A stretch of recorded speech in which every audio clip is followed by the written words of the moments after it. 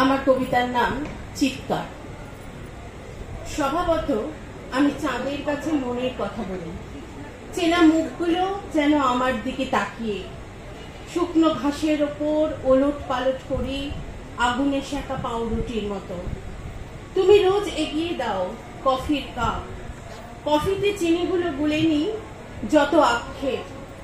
ধীরে ধীরে আমার পাকযন্ত্র সরব হয়, খিদে বাড়ে। সারাদিন খেতে থাকি, রসে বসে থাকার চিরপুরাতন অভ্যেস বদলাতে পারিনি। সন্ত্রাসের আড়ালে রাত গভীর হলে পা টিপে টিপে পৌঁছে যায় ছাদে। এই যে এতদিনের ঘরবাড়ি, কলম তোলা বারান্দা, কি সাংঘাতিক পিছু টান। অপলক তাকিয়ে থাকি কার্নিশে ঝুলে থাকা চাঁদের দিকে, পরিচিত মুখের দিকে। কে কখন চুপ করে খসে যায়। নমস্কার, অনেক ধন্যবাদ।